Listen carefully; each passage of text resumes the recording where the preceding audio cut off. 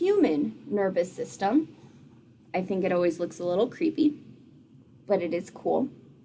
And fin whales can inflate their mouths by 150% due to a unique nerve that can stretch to more than double its length without damage.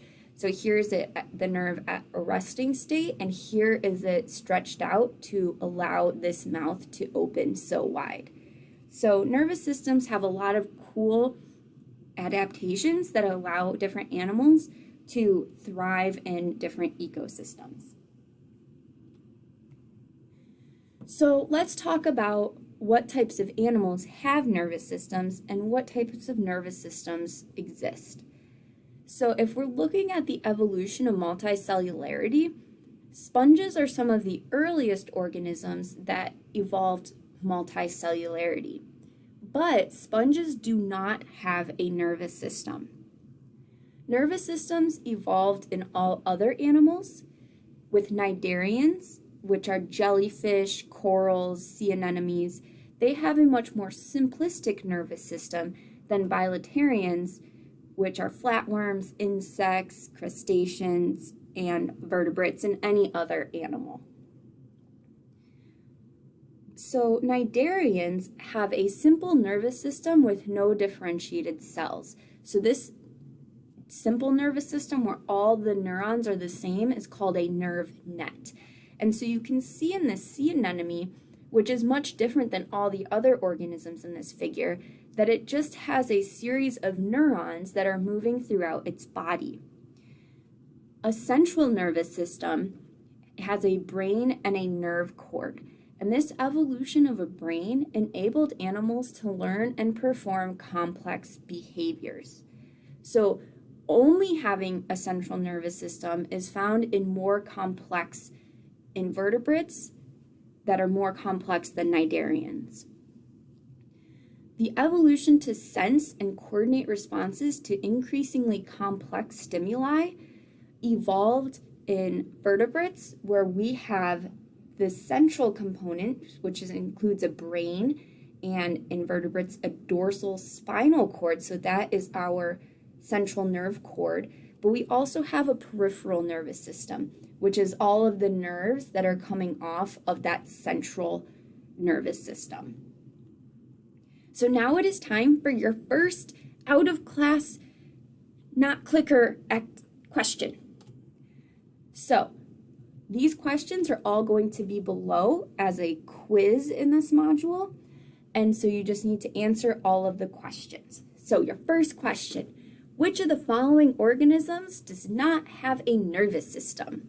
Is it A, a giant barrel sponge, B, a sea lamb, which is a really adorable sea slug, C, a spinner dolphin, or D, striped colonial sea anemone? So what you should do when we get to these out of class, no longer clicker questions is pause the video and go down and answer that question and then come back to the video.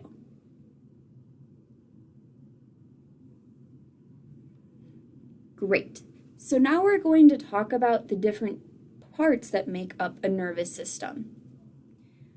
Neurons are the cells in our nervous system that receive and send information. And there's 3 different types of neurons. The first are sensory neurons. Sensory neurons receive and transmit information about the environment or the internal state of an animal. So when you put your hand on a hot stove on accident, the sensory neurons are the neurons in your hand that will feel that that is hot. An interneuron processes information received by the sensory neurons and transmits it to motor neurons in different body regions.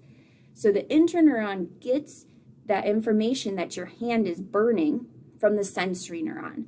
The interneuron then transmits it to the proper motor neurons. Motor neurons signal a muscle or a gland to cause a response in the body. So the motor neurons get the signal from the interneuron that you need to move your hand away. And so the muscles in your arms are then signaled to move. And so then you remove your hand from the hot stove. Neurons can vary in the number of extensions coming from the cell body, the position of the cell body, and the length of the neuron. For example, some neurons, like interneurons, can be very short because they just need to connect between the sensory neurons and the proper motor neurons. But in contrast, in our body, in the human's body, we have a neuron, a motor neuron that extends from our spinal cord down to our big toe, which can be several feet long. So what are the different parts of a neuron? Neurons all have a cell body. It might be in a different location, which you can see in our 3 different types of neurons, the cell bodies in different locations.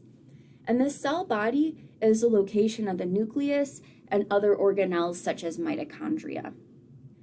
The dendrites, which are in blue on these figures, are fiber-like extensions from the cell body of the neuron that receive signals. So they're getting the information from other neurons or from external forces or internal body forces. Axons, which are in red in these figures, are fiber-like extensions that transmit signals away from the nerve cell body. So dendrites receive the information, and then the axons relay the information to other parts of the body. Axon terminals, which are at the tips of axons, are just swellings and extensions that help the neurons transmit the information to other neurons or to muscles as needed. So how do neurons communicate with each other? So they do this through cell signaling. And this happens because there's an electrical charge inside a cell, and it's not equal to the electrical charge on the outside of the cell. So here we have a picture of a neuron. Here's our cell body with our nucleus. Here are our dendrites extending from the cell body. And here's our axon, and you can see here are axon terminals, which are those swellings at the tips of the axon branches. If we zoom in just to one part of the axon in this picture, here's the inside of our axon, and the blue area on the outside is the exterior of the cell, so that's in the extracellular matrix. The reason that the electrical charge is different inside the cell compared to outside the cell is that there's an unequal number of charged ions between the inside and outside of the cell. The inside of the cell, as you can see here, is usually negative. And in vertebrates, it's about negative 70 millivolts. And the inside of our cells are typically negative because we have large negatively charged molecules, such as proteins, that are more abundant inside the cell than outside the cell. We also have ion pumps, such as the sodium-potassium pump, that can pump charged ions in and out. And so the sodium-potassium pump helps to keep the inside of our cell more negative than outside the cell. Membrane potential is the charge difference between the inside and the outside of the neuron due to the differences in charged ions. And we measure this in volts. And membrane potential is going to be what allows a neuron to actually transmit signals to other neurons. When a neuron is not sending or receiving any signals, its membrane potential is in resting membrane potential. Outside of the cell, if we look at this figure down here, the outside of the cell has a greater concentration of sodium ions and a lower concentration of potassium ions. So having this a higher concentration of these positive sodium ions makes it so that the outside of the cell is more positive than the inside of the cell. The resting membrane potential inside of our cell tends to be between negative 40 and negative 85 millivolts. For vertebrates specifically, our neurons tend to be at approximately negative 70 millivolts. So it's more negative inside the cell than outside the cell. So how can we change this membrane potential? Voltage-gated ion channels allow for there to be a change in the charge inside the cell. For the nervous system specifically, sodium-potassium pumps, which use ATP, remember we're talking about active transport, they're going to move 3 sodium ions outside of the cell for every 2 potassium ions that move in. The action of the pump makes the inside of a resting nerve cell less positive and therefore more negative than the outside of the cell. So the sodium-potassium pump allows us to keep that negative 70 millivolts resting membrane potential inside of our cell. Action potential is a brief membrane electrical signal that's transmitted from the nerve cell body along one or more axons. So in order for a neuron to give or receive a signal, for it to have any input from another neuron, and for it to be able to take that information and pass it along to the next neuron or to a muscle cell, it has to have an action potential. So typically an action potential, if we're thinking about a sensory neuron, we have a stimulus, such as putting your hand on something hot, feeling something hot on our hand, that burning sensation. That stimulus causes an action potential. So when we have an action potential, we have a change from the resting membrane potential. So in this example, this stimulus increases the positivity by 5 millivolts. So our resting potential is negative 70. Now we have a stimulus, you put your hand on a hot stove, and now you are up to negative 65 millivolts. So you're less negative. Summation is the ability of graded potentials to combine. So think about when you're doing addition, you're adding things together, you have a sum. So you can add up all of the graded potentials through summation to have a higher and higher action potential. So say you have your hand, you get one nerve has a stimulus that says hot, and then you get another stimulus that says really hot. And these two graded stimuli can add together through summation to go from negative 65 to negative 60. So you have an increase in your action potential. Depolarization is your increase in membrane potential. So the inside of the cell becomes less negative or more positive than outside of the cell. And that's what's happening in this figure down here. Hyperpolarization is a decrease in membrane potential. And that's when the inside of the cell becomes more negative than the outside of the cell. So, and these action potentials can either be depolarizing or hyperpolarizing. So how does a nerve fire an action potential? So starting at the terminal end of the dendrite, there are neurotransmitters that bind to that dendrite when there is some sort of signal. That binding to the dendrite causes an action potential to go from the dendrites to the cell body in this example. At the axon hillock, which is right here, it's the part where the cell body or dendrites meets the axon, the cell fires an action potential that carries the signal from the cell body to the terminal end of the axon. So you could see in this movie, the arrow is moving from the axon hillock right now down to the axon terminal. At the axon hillock, the summed membrane depolarization of the cell's dendrites causes voltage-gated sodium channels to open. That allows sodium ions to enter the cell. So we're having positive ions entering the cell. That influx of sodium ions causes a flow of positive charge, like a current, so think like a wave, along the inside of the cell towards more negatively charged regions nearby. So that's what you see in this video here. We have that Depolarization coming to the axon hillock. Those sodium ion channels are opening. Sodium is entering the cell. It becomes positive in that region, and then that moves down the axon.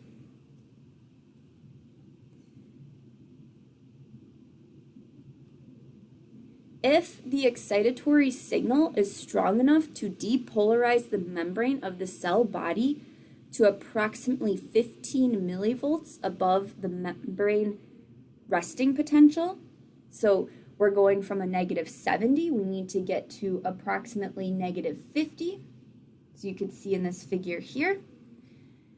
Then the nerve fires an axon potential at the axon hillock. This -50 is what's called the threshold potential, or in this figure, the threshold of excitation.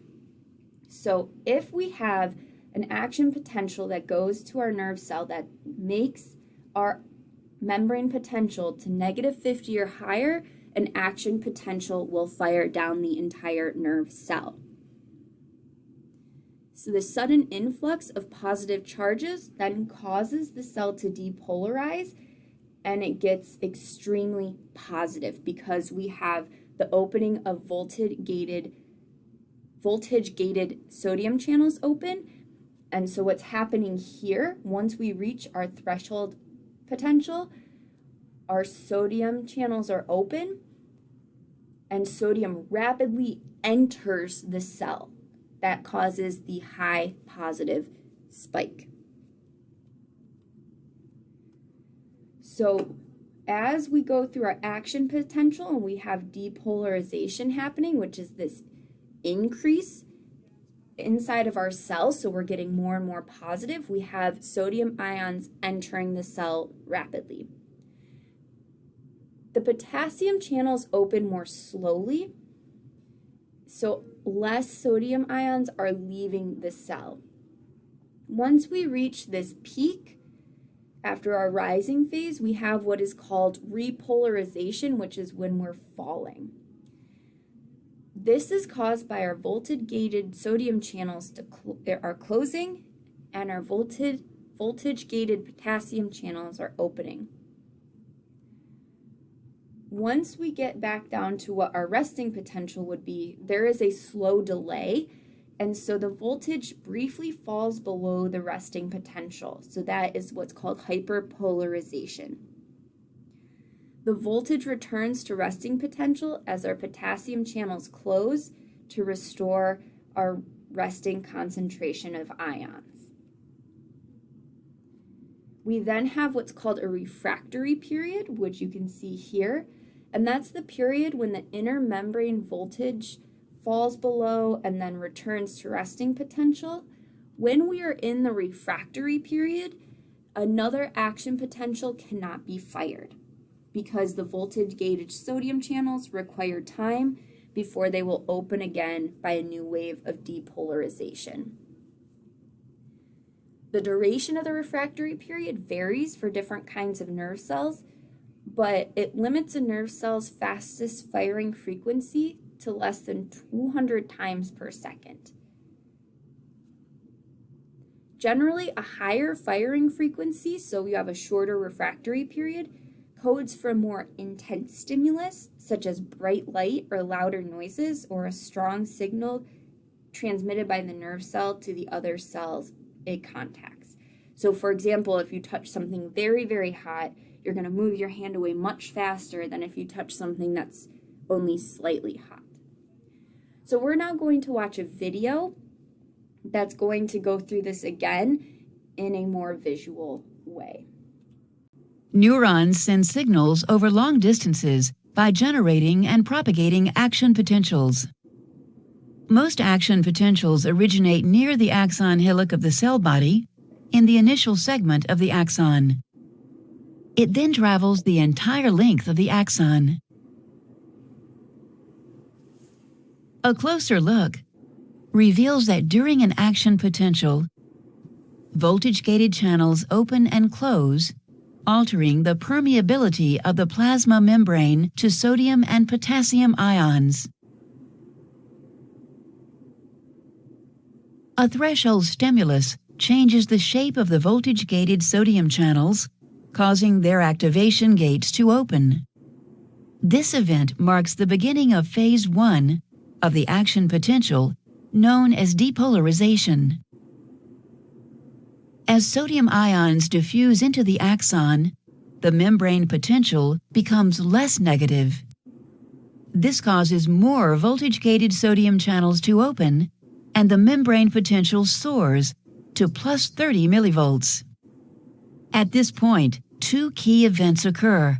The inactivation gates of voltage-gated sodium channels close, and voltage-gated potassium channels open. These two events mark the beginning of phase 2 of the action potential, known as repolarization. As potassium ions diffuse out of the axon, the membrane potential becomes negative again. However, the membrane potential continues in the negative direction, going beyond the resting state of minus 70 millivolts. This marks the beginning of phase 3 of the action potential, known as hyperpolarization. During this phase, voltage-gated potassium channels close and all voltage-gated sodium channels are released from inactivation. By the end of this phase, ions move through leak channels only and the membrane potential returns to the resting state of minus 70 millivolts. The neuron is now ready to fire another action potential. Summary: generation of an action potential. A threshold stimulus opens voltage-gated sodium channels. Sodium ions diffuse into the axon, depolarizing it to plus 30 millivolts. Voltage-gated sodium channels close, and voltage-gated potassium channels open. Potassium ions diffuse out of the axon, repolarizing it to a negative value. The membrane potential briefly hyperpolarizes. Voltage-gated potassium channels close, and the membrane returns to the resting state of minus 70 millivolts. Okay, so hopefully that video was helpful in understanding how this action potential works. And here's the link down here if you would like to ever watch that video again. So the way that we've been looking at it, we've just been looking at one action potential firing, but an action potential moves down from the axon hillock to the axon terminals. And so this is called propagation of action potential. The positive charges can depolarize the next region of the membrane to the threshold potential, which then allows the action potential to travel down the axon. So if we see here, we have our action potential. We've reached our past our threshold membrane potential. We have sodium ions entering the axon, causing it to be positive. And then as that happens, it's going to continue to depolarize or become more positive as we move down our axon. So as we move over, we're becoming more positive, and that the area on the other side is becoming more negative because the potassium pumps are now open. And this then happens all the way down the axon. Because of this propagation, action potentials only move in one direction in neurons. So we always are going from our dendrites to our axon terminals. So, next clicker questions, fake clicker questions. Depolarization of the neuron occurs as blank. So depolarization happening here occurs as A, sodium flows out of the neuron, B, potassium flows out of the neuron, C, potassium flows into the neuron, or D, sodium flows into the neuron.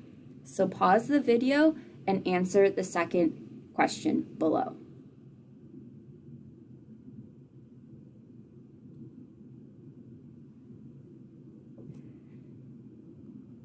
guess what? We have another fake clicker question. Repolarization, which is happening on the other side of this curve, so we're decreasing here, our membrane potential. Repolarization of the neuron occurs as blank. A, sodium flows out of the neuron. B, potassium flows out of the neuron. C, potassium flows into the neuron. Or D, sodium flows into the neuron. Again, pause the video and answer the third question below.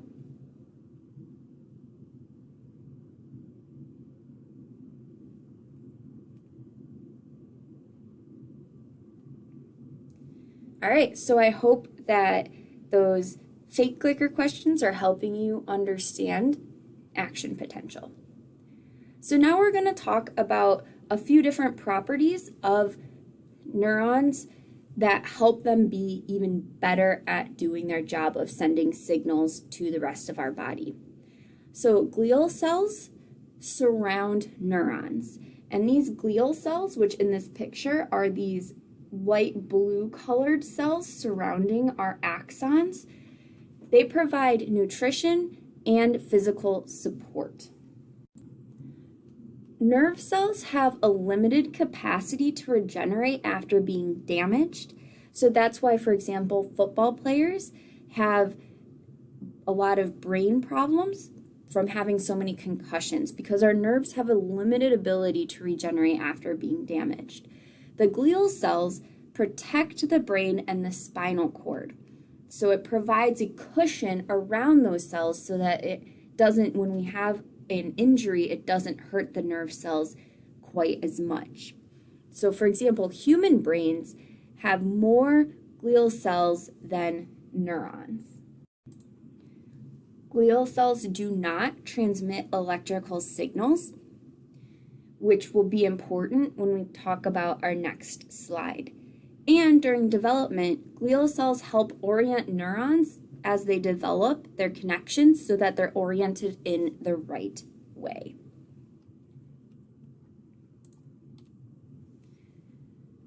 So conduction speed of an action potential is limited by the neuron's membrane properties and the size of its axon.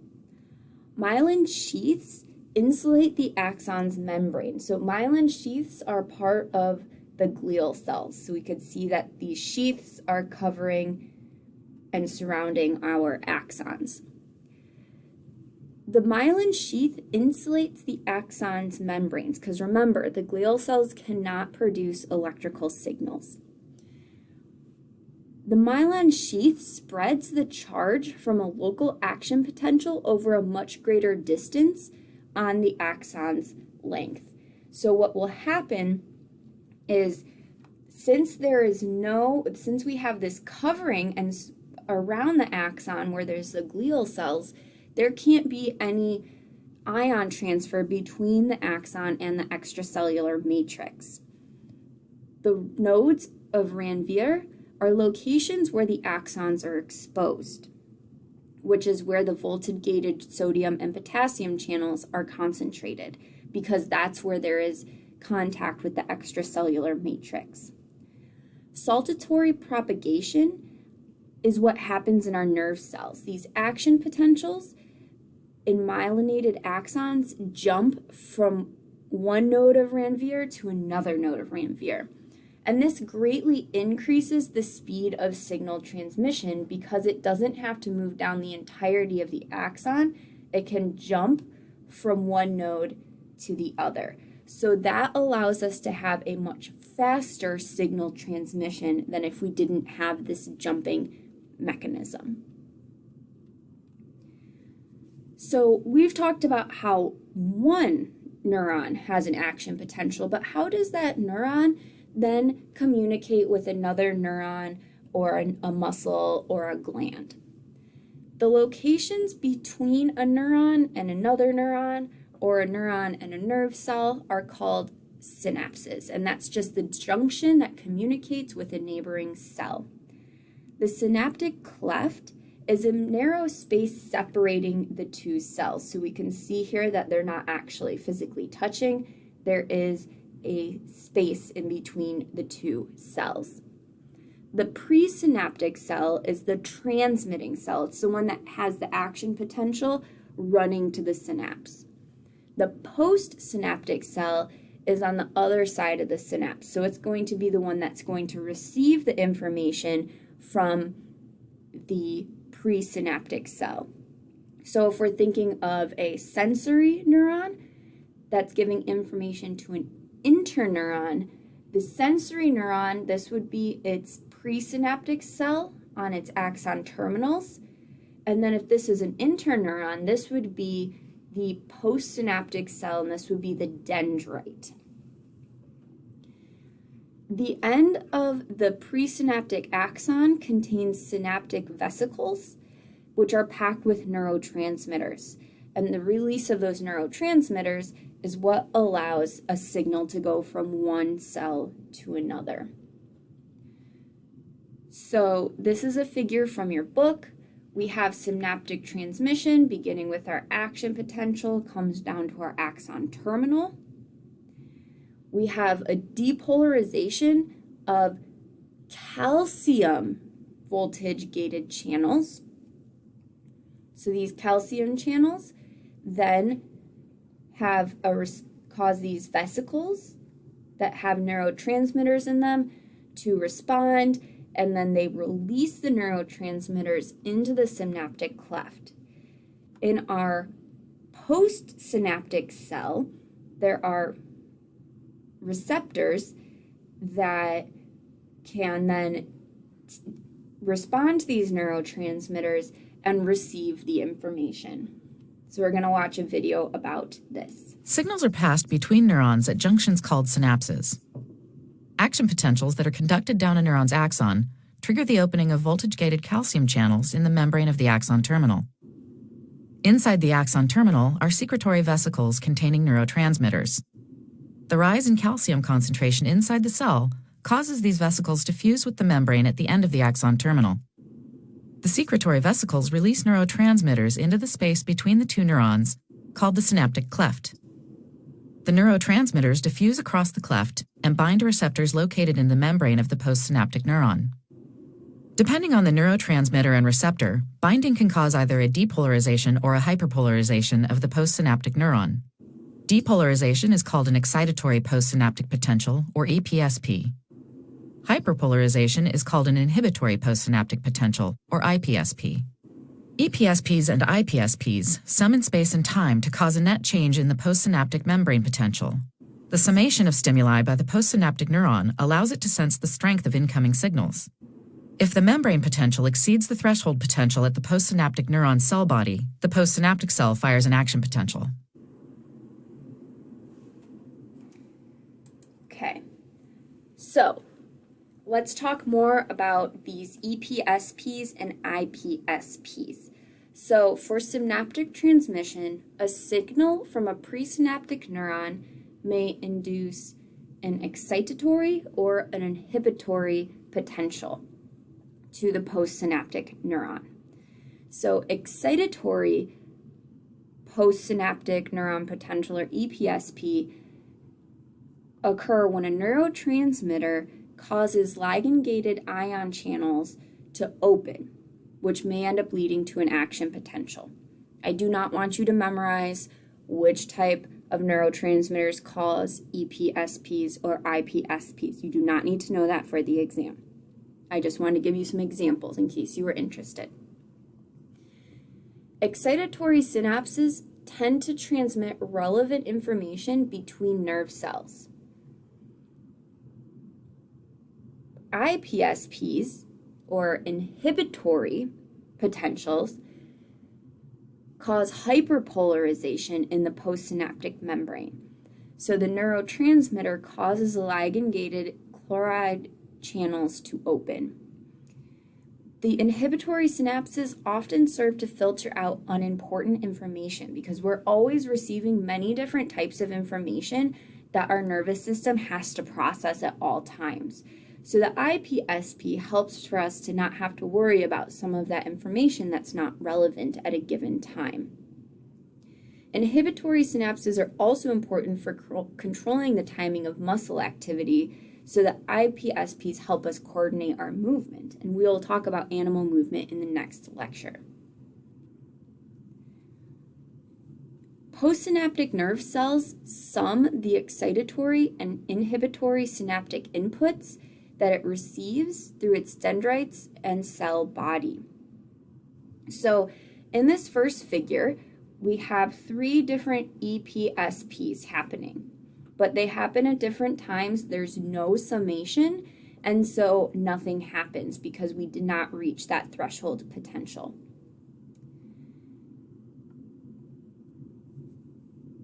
We need the sum of these synaptic inputs to exceed that threshold potential for the neuron to fire an action potential. So if we look here, we can have summation happen in 2 different ways. We can have temporal summation, which is summed over time. So if we're looking here, we have 1, 2, 3. They happened at different times, one right after another. So we just have 3 EPSPs entering the neuron.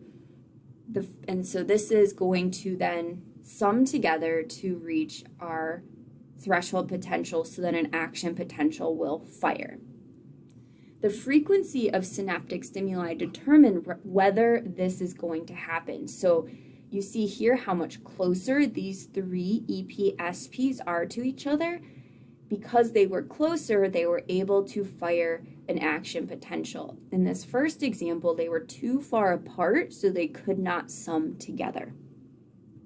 The other type of summation is spatial summation, so that's summed over space, so not over time.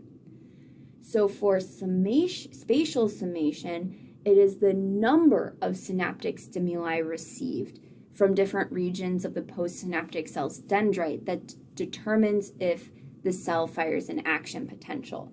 So in temporal summation, we only have 1 EPSP entering the neuron through that one synapse. But in spatial summation, you can see here we have 3 different EPSPs entering our new neuron. So if all 3 of these synapses fire and neurotransmitters are released, then that signals to the cell that all 3 of these occurring allow the cell to reach its action potential. Sometimes EPSP and IPSP signals may cancel each other out. So in this last example, we have an EPSP, so we have depolarization because we're becoming more positive, but then we have an IPSP, which is hyperpolarization, so we're becoming more negative. And so if you add those together through summation, they cancel each other out. And this is why IPSPs can be important when helping us filter out unnecessary information. So, your next out-of-class non-clicker question. Which of the following ions is directly responsible for neurotransmitter release from the presynaptic cell? Is it A, sodium ions, B, potassium ions, C, calcium ions, or D, chloride ions? So pause the video and answer this 4th out-of-class question.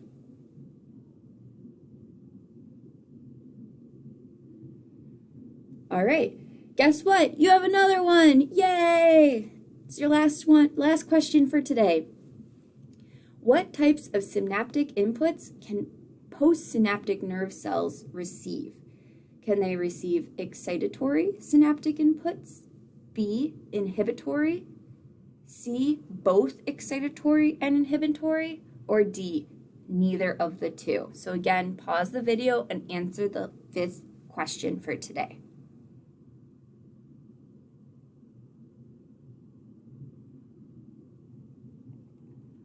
Awesome. So now we're going to talk about vertebrate nervous systems in a little more detail.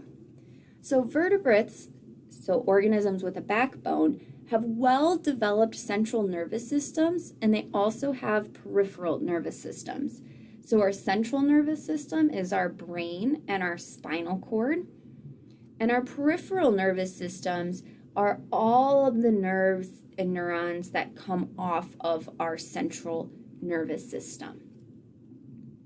And this allows us to be better adapted to responding to many complex stimuli in our environment. The peripheral nervous systems have voluntary or somatic and involuntary or autonomic components.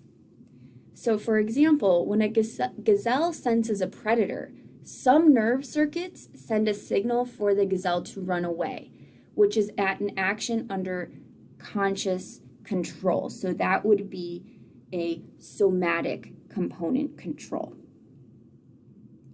Other nerve circuits signal the heart to beat faster and blood vessels to supply more oxygen for the muscles to dilate. That action, when the gazelle starts running, is involuntary. It's unconscious. And so that's an involuntary or autonomic component of the peripheral nervous systems. Voluntary components mainly handle sensing and responding to external stimuli. So in the example with the gazelle, it sensed a predator. So that's an external stimuli, the predator.